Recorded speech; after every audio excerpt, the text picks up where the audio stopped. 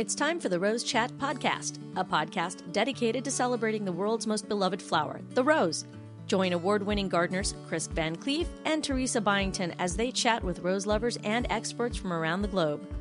With each episode, you'll gain valuable knowledge and insights to achieve the rose garden you've always dreamed of. Listen now as we explore the world of roses. Try Haven brand soil conditioners, providing generations of gardeners with a truly all-natural alternative to chemical fertilizers with their line of composted manure and alfalfa teas. Easy to brew and use on all indoor and outdoor plants. Find them online at manuretea.com. Hello, friends. Today, Ron Daniels is here to give us advice on growing our rose societies. Now, Ron is the former president and current co-president of the Nashville Rose Society, a society that has seen phenomenal growth at a time when many societies are not. Hey, Ron, welcome back to Rose Chat. Hey, good to see you. Hear from you, Teresa. Yeah, it feels like we're seeing each other, but just talking. Yeah, I know. All right. Ron, we have lots of questions for you today, but before we get into all the questions, tell us about the growth that the Nashville Rose Society has had these last few years. Well, as you well know, last year was a difficult time for all our societies, but something amazing happened here. We were getting new members without having any in-person meetings. We had virtual meetings, and we had our communications. Our website was working and updating, and we just kept getting members, and we got up to 28 new members that we had never even spoken to. They had went online and joined. And of course, the Nashville area is growing, and there's a lot of people moving in here and looking for a society. And so it's just been phenomenal. I know a lot of societies in our district, Kenarchy district, didn't even meet, much less get any new members. So we're very, very blessed. We got good people, and we met virtually, and that helped us also. We'd have 40, 50 people that come on and do that. And we had the technical people and the social media people that make all that happen. So a lot of things went into it. We've got great leadership on top of that, and a great webmaster in Diane Coleman. And we just kept everything fresh and kept things just going as best we could. And we were totally surprised that we grew, and it grew like we did during that last year without any in-person meeting. Well, I know that is phenomenal, but through the last few years, you've been growing exponentially anyway. You've had just great turnout, multi-generational turnout, and that's due to the plans you had in place even before COVID. That's true. We were very organized, and we had the right people. You've got to have the right people at the right position. And we had a co-president who's been my vice president and co-president the last 4 years, John Windler. And John was the marketing guy for Tractor Supply, and he's just unbelievable. And he, without him and Marty Rich, who is our membership chair, and Diane Coleman, our website person, and Pam Brown, our Facebook person, and then our executive committee, and of course our members. Your members have to be in to help you grow too, and we've had all of them working. So I'm just proud to be a part of the Nashville Rose Society, and we actually all get along. We have a good time, and we have talented people to carry on. And since 2017, when we started, when I became president, we had about 128, 130 members, and we grew today to about 160 something. But talking to Marty this morning, what you have to figure, you're going to lose people. Mm-hmm. And life's going to get some of the people, and they either pass away or move away or whatever. But we've been able to maintain. So I would say, through them years, we've maintained 150 something members. And my whole deal about members, you can have members, but we want to get them come to meetings and get involved and make Rosarians out of them, and they'll stay longer. So, but there's been we've had a very cooperative group making this all happen. It hadn't been all me. I've just been part of it and tried to provide the passion to keep it going. But we have great people to make all this happen. Yeah, you sure do. I know some of these people, and they are great, and it takes that. You have to have dedicated people. I've watched you, and I know how hard you work and how hard you work for people who love roses and all the things that you've done, and it's impressive. One of our questions, which I wasn't really going to ask you, but I was just going to tell you about, is one of the questions was, how do we clone Ron Daniels? Oh. And and the thing about that is you are dedicated, and it takes a dedicated team. One person I think can do it, but it takes a dedicated team. But I do want to note your level of dedication. So I'm going to read to our listeners, just so they'll know your level of commitment, and it would be the commitment of a lot of your team.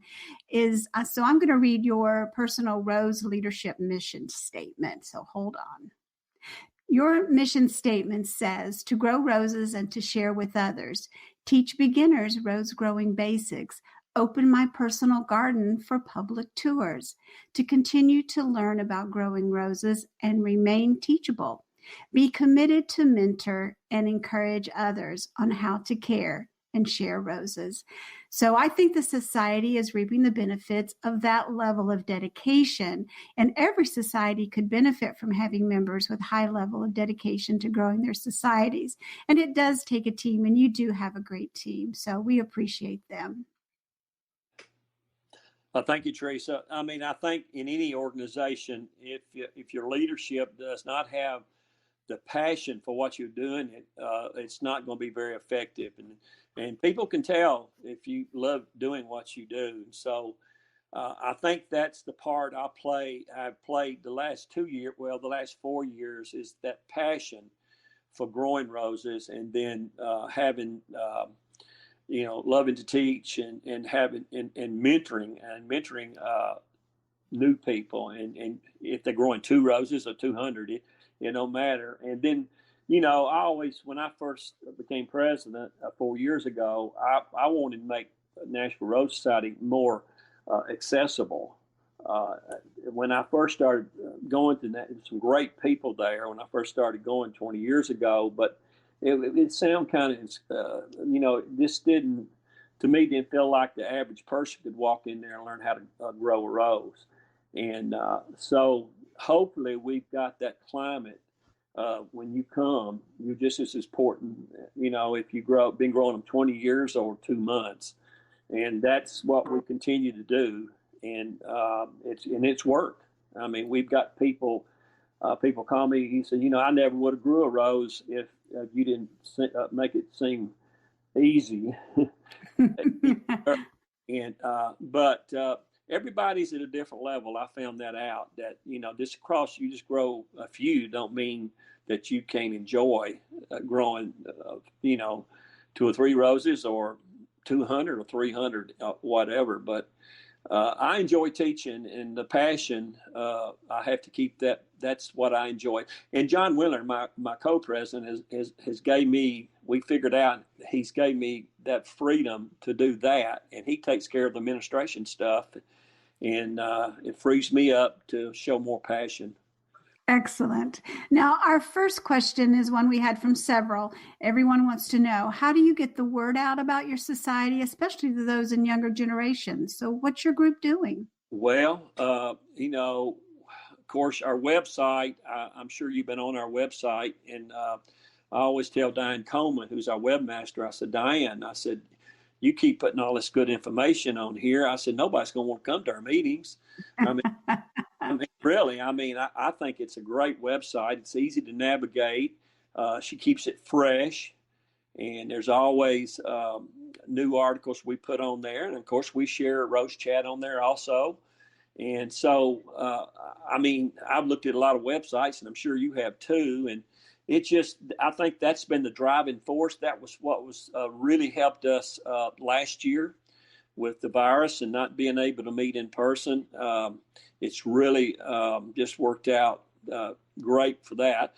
We have a great Facebook person too, Pam Brown, who's kept pictures, and she's now doing Instagram also. And then Marty Rich with our Rose Leaf, our monthly magazine, a monthly art thing. She's done a good job of being our membership chairman and communicating with us that way. So I think the best thing, what's happened here in our society, we have kept the communication lines where people can get a hold of us. And then our CRs are doing a better job. We've been working with them to answer questions, and they get an email. And one of the beauty parts about social media stuff now, somebody can take a picture of their problem and send it to you, and you can answer it pretty quick on a text or email. And I do a bunch of that. I mean, Francine gets on me all the time and said, "Man, what you got?" I said, I'm helping somebody solve a problem here. So, but it really works with pictures nowadays. Oh, it does. And they, especially a new rose grower, because they don't, they won't know what a spider mite looks like or whatever. So it becomes a good teaching tool. And so I think the secret to what we've done is our communication and being able to adjust. We've had to learn a lot of stuff. I mean, last year, my dad-in-law used to tell me, he said, you never learn a whole lot from good times. You always learn life lessons from what we consider bad times. And, but we learned different ways of doing things. And, we had members that wouldn't get on virtual meetings but for the most part, some of us older members, we learned some stuff, including myself. Oh, yes. You're talking about social media, and you're talking about your website. Your website just provides a place for you to be found. You're searchable, you're available, and you can get your next steps there if you're new to this. And social media, well, you're going where people already are. So my experience been that many relationships start with screen to screen, but then they lead to face to face. Wow. So it's so, we're so wise that we can use all of this to our advantage to find people and to meet people and to begin to build community, even if you're starting to build that community and it isn't face to face. Absolutely. Absolutely. And there's just been so many lessons that we've learned from all this that we've been through the last 15, 16 months. And we're back now meeting. I guess we're going to talk about meetings here in a minute, but we're back now meeting kind of a hybrid. We're meeting in person and having virtual speakers, and then have virtual members coming on too. So we've got some people that know how to handle all of that stuff, because it gets a little complicated. Our last meeting, we had our members on virtually. We had a speaker from California speaking virtually, and then we had in person.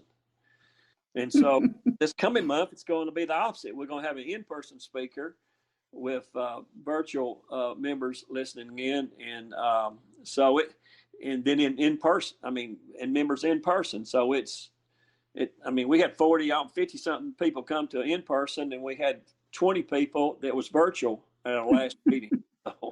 Well, it opens doors, doors were closed for us, but all kinds of windows were opened and other doors were opened. And, people of a certain generation who might have thought, oh, this Zoom just isn't for me. Well, had to learn in order to see their grandchildren or to participate in family activities to keep everyone safe. So it was hard times, but it was also really exciting times. And I think going forward, we're just different and we're open to more things. And ultimately that'll be a good thing, don't you think? I do. And and then on top of that, we're getting younger members. If you go to most Rose meetings, there's a lot of gray heads out there. But we noticed some of the newer members were people in their 30s and 40s, and some of them in their upper 20s, which was pretty exciting. And they found us through social media. So, I mean, they probably would not have been there if it wasn't for what we went through last year. So I did a workshop. We seen this in back 1st of June, I think it was June, June the 7th, for 28 new members that we'd never seen. And it was a PowerPoint inside and demonstration outside in our Rose Study Garden. And I was amazed that half of them were younger people. And it just blew me away because all we had was a name and we didn't have anything. So we just felt led to do that. And I offered to do it because them people, I mean, they've never seen us. They joined based on, went to our site and joined. And now at the last meeting, a lot of them were there and they're excited about an in-person meeting now. Oh, so good. This is such good news. So let's talk about meetings. How are your meetings structured? So what do you do? What are we going to find there when we go? Well, I think I've learned a lot about meetings too through this thing. Although we structure our meetings, I always had some things about meetings that I never did understand, and one of them was we grow roses, of course, and we have a season, and I would go to our rose meetings. And there would be very few roses there. I mean, I'm thinking, we all grow roses, you not bring them to the meeting. And when I speak today, when I go to Rose Societies and speak, and I go to a Rose Society meeting during the growing season, they don't have roses at their meeting, it kind of upsets me. I kind of scold them. I said, I mean, what are y'all doing? I mean, you grow roses, you got new members in here, and they need to see your roses. And so that's one of the things that I started 4 years ago is that, and I practice what I preach. I'll bring 2 bouquets or 3 every meeting, bring roses to the meetings. I think that's very, very important because that's what we do. I mean, it just never has made sense to me. So, and then in the spring, I encourage them to bring plants to give the new members. And that's another thing I started 4 years ago. If you join the Rose Society, Nashville Rose Society, you get a free rose bush. And then with that rose bush, you get assigned to a CR or someone to mentor you. And that gets them started. And as I always tell them, I said, this one bush is going to get you addicted to it because we all started with one. And so we do that and go from there. And then I think the other important thing is to have good speakers and on great topics on growing roses. And it don't always have to be roses. It can be something garden related, a companion plant or something like that. But this past year with the virus, we've been able to get national speakers. We've had Bob Martin, Tom Carew, where we didn't have to pay their expenses in here to speak. We had them virtually. And we just learned so much about our speakers, but that's very, very important to have a good speaker. And there's people out there that love to do it, and you have to promote them. When that happens, you get their bio and you promote them, and people will come. We've had people come from from Master Gardeners or the Herb Society just to hear our speakers. And so that's something you build up over time. I've met people and some of the other members in there know different people. So we have a committee, a program committee that plans all this. I used to, when I first started, I'd do it myself. I just pick up the phone and say, hey, Teresa, can you come speak? And so, but we have a committee. John Wheeler started that, and it's worked unbelievable. And he plans the whole year. Now, we may have someone get sick or something like that, and we have to find somebody to fill in and move around. But that committee does that. So that's very, very important. During the non-growing seasons, have some David Austin certificates to give a new member. And they can give them a catalog, and it's just like Christmas Day. You can get a catalog and that certificate. And I said, you just pick out what you want. But most of the time they'll come to you and say, will you pick me out one that I can start with? So that's important. And then I learned this from speaking and especially small groups if you can do it. When I go speak and talk to societies, and I'll stand at the door and introduce myself to them if I'm the speaker. If you're at our meetings, I like for our CRs and our executive committee, and especially me and John, we like to stand at the door and welcome people as they come, old members, new members, whatever, make them feel like they're a part of something, because that's the thing. You got to let them know and make it fun, make it real fun that day. And so, you know how we are here in the South, we like to eat.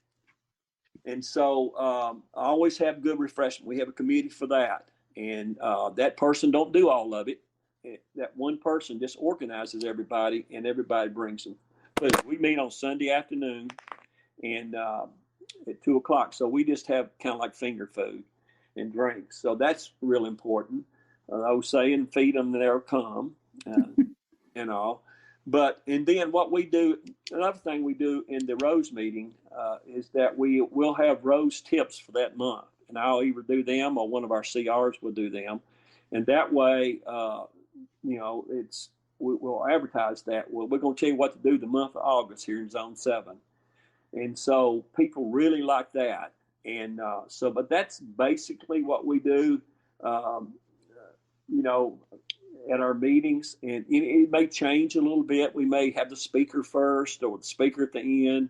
And then one other thing we do, we have a rose study garden. We meet at Cheekwood there in Nashville. And we have a rose study garden that's about 150, 200 feet from where we meet. And during the meeting, we'll tell them at first that any new member, we'll take them out and show them how to read a pH meter. During the spring, we'll show them how to plant, how to fertilize, how to prune, how to deadhead. And so that's just an extension of our meeting, but we allow about 30, 45 minutes at the end for anybody that wants to go out there. And we always have people go out there, and then we'll actually put some of the things that we've learned into play. I mean, they'll be able to do hands-on. So basically, that's how we run a meeting. We try to keep it interesting, but the speakers kind of drive it. And then I always acknowledge the new members, and then ask them if some people come in there and they've been growing some roses, and just ask them what roses they like, and that, make them feel like they're part of us on their first day there. So that's kind of my job. That's what I do, just to try to instill some passion in them and get them to where I always say, I'm going to get you addicted to growing these, and they get to laughing about that. But that's basically what it is. Well, you're very good at building community. It is about roses, but it's also about relationships. I know I joined my society. I thought I already knew how to grow roses. I've been growing them for years, but I wanted to be around others who love what I love. But I can also tell you I have learned a ton from those other people. So it might not have been my reason for joining, but I certainly have learned an absolute amazing amount of information from others. But I wanted to be around others that love what I love. And so you're doing all of those things that build a community around what you love, and people want to come back for that. Yeah, and it's about personal relationships. I always tell, I own a construction company and have been in business for 41 years, and I have met more people gardening and growing roses than I did in 41 years in the construction business. And I always tell people, I said, I love my gardeners, because most of the time you see them, they're smiling, and they're hungry to learn and share. And then in the construction business, they're always pointing a finger at you and wanting to know when you're going to be finished, and using a few choice words in between. So I enjoy the gardening part a whole lot better than my working relationships. But you're right. I've learned, I try to learn from, I always tell people that when they first start growing roses is that they need to develop their own ways of doing things and kind of customize. We can give you the basics. But the beauty part I like about people when they first start growing roses, they'll develop their own ways of taking care of their roses, or they'll grow a certain type or specialize in garden roses or whatever. So I think that's a unique thing about this hobby, because it's not all in stone. and there is some basics that you do. And your garden, which I've seen, pictures of, is I love your garden because it reminds me of a cottage garden. And then you go to someone's house and it looks like they're growing corn. I mean, then they have no landscape. I mean, but they have beautiful roses. And these are people that probably show a lot. I like to always think that I have a garden with roses in it. So it's a unique thing. And I when I mentor people, I say, you'll find your own way about doing things that'll be different from someone else. Another thing I think that your group is very good at is getting education about roses out to the community. So talk a little bit about that. Well, that's another thing 4 years ago that I seen that we were lacking in. We wasn't sharing our knowledge enough. We were in meetings, but we wasn't to the community. So we built that relationship up at Cheekwood, which was not real good 4 or 5 years ago. And so I had this 2015, I had this crazy dream that we would have our own rose garden there at Cheekwood and be able to teach and grow our society with. Well, some of the older members said it'll never happen. So I met with, everything fell into place. I met with Cheekwood people, and I don't know if you remember Sam Jones. He was with me. Yes. And we met, and we met with all the powers to be, and they said, well, we're going to let y'all try this, but we need some, we want to make sure you're going to take care of it. And so I drew up a proposal, and make a long story short. Well, the next thing you knew it, we got the garden, and they gave us the ugliest place in the botanical at Cheekwood. I mean, nobody came to this place. I mean, it was just an ugly place.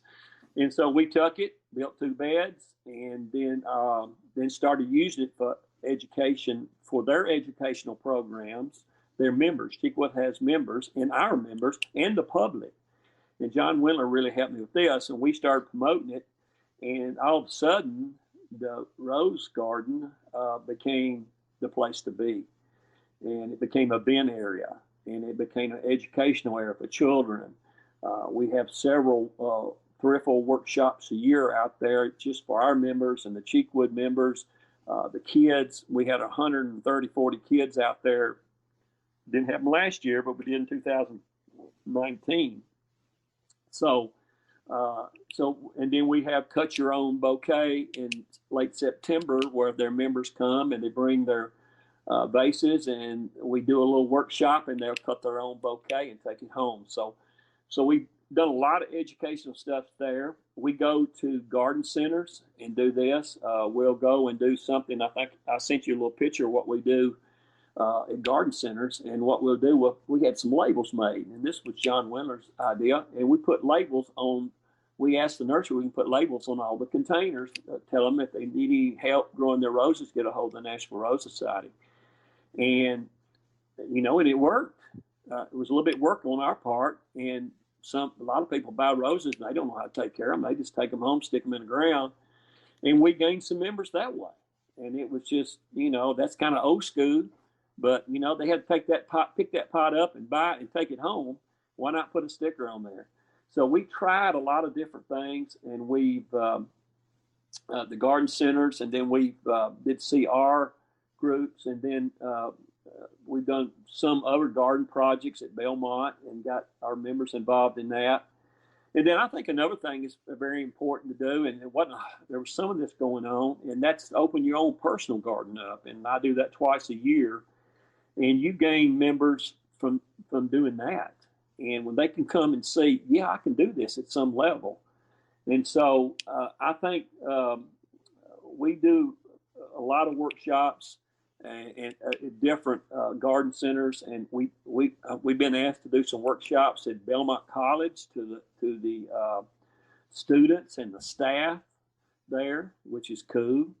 And we was going to do that last year. We're going to be doing it next year and picking it back up. So it's we try to go to master gardeners. I've already went back to speaking in person now, and I've done about 8 of them since this spring. But the year in 2019, I spoke about 30-something times. And I just go out around Middle Tennessee and talking to whoever wants me to speak. And so I think that educational end is very important, and you can do it. I did a elementary school this spring where I helped them build a rose garden a couple of years ago, and they wanted to be part of their educational program, the greenhouse and the rose garden. The rose garden is it's a history lesson, because we have old garden roses all the way up to modern roses, and so there's a lot of places that you can go, and garden clubs and plant societies. And Teresa, I know you've done a lot of this too, and rose shows, and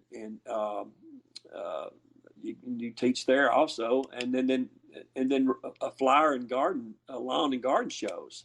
That's a great place to meet people and show them how to grow roses and invite them into the Rose Society. You know, it's so good that you're doing this, and it's so good for people to do this, because roses, you know, they're kind of a mystery to some people. Even though you could be a master gardener, you know, we need someone to demystify roses, because roses have, through the years, gotten a bad rap as being difficult, and you and I know that's not true, but unless we go and tell them, they're not going to know that. So they're like, oh, I'll just choose something else. When, you know, we've got these beautiful roses, they'll bloom all summer. Many of them give us beautiful fragrance. I mean, we have something to offer gardeners. And so getting the information about, the real information about roses to other plant people is huge. Yes, I agree with you. And then the new member situation, you really have to, we had that one workshop, but we are planning another workshop for our new members to keep them interesting, because like I said, we love new members, but we would love to build Rosarians and let them know they can grow them at any level. And there's some roses out there, and with our rose study garden, we test them out there. And that's another good thing about having that rose study garden. They can go out and see a rose. Oh, I like that rose, and we can tell them what very little care it requires, and they'll say, well, give us a list. And that's something else we've done too. We've got a list of roses that what I call good starter roses, to get people interested quick, that has good fragrance.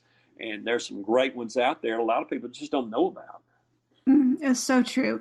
And, you know, information on where to get them, because not every garden center has them, especially in my neck of the woods. So providing, you know, information for online purchases and just more obscure ways to find things that people just wouldn't, you know, even a master gardener just wouldn't know about. Absolutely. You're right. Absolutely. And we've got all them resources on our website, and then our CRs are available to give you all that. I have a lot of people say, just this week, 2 people email me, say, where do I get this rose? And then I'll lead them to an online source. And I've done enough projects I'm working on right now, one I'm really kind of getting excited about, because I'm doing a rose garden at the Tennessee Titans' new training facility. And they spent $55 million redoing that facility, and they want a rose garden in front of the coach's offices outside. So I'll share a little bit more about that on down the road. But there's some great roses out there that a lot of people don't even know about. You just never cease to amaze me. Every time I talk to you, you've got another project, and it's not just a little project; it's a huge project. Well, it's just this will be probably 50 roses, landscape, easy elegance roses. We're going to be planting a rose that I've seen grow in a public setting called Superhero, which is just ideal for a football setting. And so it's exciting. I know the trainer, not the trainer, but the groundskeeper for the Titans, Terry Porch, and he called me. He said, I want you to do this for us. So I've got it all planned out. We're going to plant it in September. And it's going to be, like I said, I'll share a little bit of that on down the road. Excellent. You know, many years ago, I heard that one of the keys to leading in communications and that sort of thing was to to become a trusted member of the community, whether that community is online, whether that community is in person. And so taking what you know and sharing it and providing good, strong, real information that you can stand behind is what you're doing, and it's just working. Well, you know how I love projects. I mean, I love to put them, I guess it's the construction end of me. I always love the planning end of a construction project, but I love to plan a rose garden and then match the roses to their abilities. And then when you get one that has that many resources, it's just fun, you know, to do. And but it's, you know, I enjoy doing that, and I'll continue to do that as long as I'm physically and mentally and emotionally able to do it. But I just love doing it. Well, for our last question, I'm wondering what you would say to leaders in any organization that are seeing their membership dwindle. So how would you encourage them? Well, I mean, it all starts with, it all starts with passion. If you don't have passion for this, you don't really need to be in, you know, I hate to say this, but I mean, there's leaders at all different levels. But you have to have passion for it. And that's the one thing I've always had in my life, and everything I've ever done. My wife says, you just don't do anything halfway. And I said, no, I've just not put together that way. And I'm an old athlete, so I understand you had to work hard to be good at what you do. But in the same token, you have to have the passion for it. And then you have to have someone that actually loves the rose. I've been around people, you know, say, I grow roses, but I don't really like to. And I thought, well, I don't think you can inspire anybody to grow a rose. But you know, I think what you have to do, you have to love people. I mean, I just, the people I've met through gardening, it's just unbelievable. And people know if you care. And then once they start growing roses, you develop a relationship with them. And that's what it's about, too. I don't care what kind of organization or business, it's all about relationship. Real quick story about that. My son, he's been running our business for the last 9 years, and I hadn't been really involved. I still own it, but I hadn't been involved in it day to day. And I found out he got a little lazy about doing business. And he was doing business, a lot of business people, and never laid eyes on them. So when I went back in and helped him last year, I kind of entrenched in him. He's 52 to develop a personal relationship. Go see that customer, you know, instead of emailing them or whatever. So I think anybody that's starting a society, find out the talents you've got, what their gifts are. It takes all of us. It's not me alone. It takes everybody. The names I gave you earlier, it takes all of us to make this happen. We all get along, and then make your society accessible to everybody, because I think for a long time it's been so exclusive. The word society sometimes scare people. Mm-hmm. Say Rose Club, oh, I want to be in the club. You say society, that's sometimes speaking about maybe that you're different than us. I don't know how we could ever be part of that. So I know we understand it. I mean, everybody's a Rose Society, but I think if you don't make them have fun when they come, meet new people. You know, a lot of people, we got people that grow roses. I've never seen their roses, but they come because of the social interaction. They want to be part of something. Mm-hmm. I'm an old athlete. I'm a team guy. I want to be part of that team. We can win together, and that's the thing I've tried to bring together in our society. We work as a team, and we have a problem. We're all going to work it out. And so I would tell anybody out there that once you start making your society, Rose Society, open to where you can come in and anybody. And I used to go to meetings and I sit there and listen to some speakers. They scare me to death. Especially chemicals and stuff like that. And I thought, man, I've gardened all my life. This can't be this hard.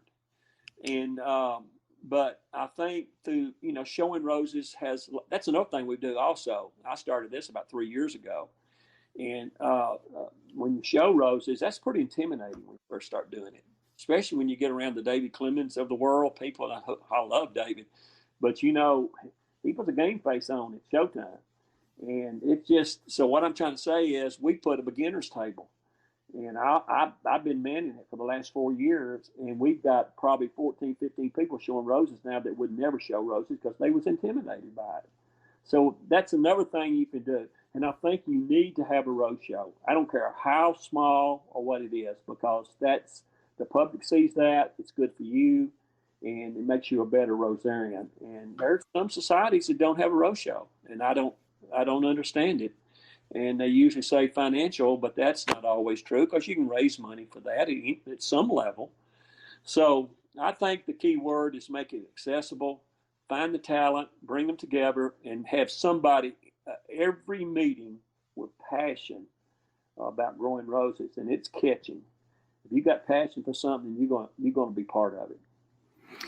That is so true. We do need the passion, and we need those that are willing to do the hard work. And I'm thinking that in today's world, it's best for our groups to embrace where we are today and start moving forward, not thinking too much about where we've been, because our world is changing, and it's changing fast. And one of those changes is there's a huge interest in gardening. So we can capitalize on that. And this could be our time. We both know all too well how easy it is to fall in love with roses. And if people are going to be gardening, they're going to want to bump into roses. Right. And I think, and be willing to share your knowledge too. There's some people that can't communicate that. But, it don't matter what you learn, how much social media you got. When somebody comes to your garden, usually somebody new comes to my garden, I'll cut them a rose and put it in a vase, and they take it home. But you know what they do when you cut and give it to them? The first thing they do is smell of it. So, it's hard to get that on social media. It is. And I think the younger generation today, the biggest problem I've had with them is they learn everything on Google, and they just, they don't want to put their hands in the soil and actually get out into their garden and learn things. And that's, but you're right about the gardening. It was a huge, everybody in the nursery business last year had an unbelievable year. But I think there's another plus to the virus. It turned people on to gardening, and I'll contribute that to some of our growth, because last year, you would think, we thought, man, this is the worst thing in the world. There's no way we can have in person. We're going to lose members and all that. But actually, people got more interested in gardening, and our members came our way because they had more time, and they gardening, as me and you well know, is unbelievable therapy, and it helped us. My garden actually helped me get through last year. Oh, mine did too. And I think when people are home more, then they want to make the surroundings more beautiful. So Absolutely. People wanted to, I think the younger generation, they like to grow it and bring it to the table to eat, but also grow it and put it in a vase. That's something that they put together. So I think the opportunities are out there now for growth. And I think you've given us lots and lots of tips on things that we can do as a society to open up our doors to more. Absolutely. You're right, Teresa. And I, like I said, I keep stressing this. I mean, you have to build a team to make all this work. Nobody can do it all.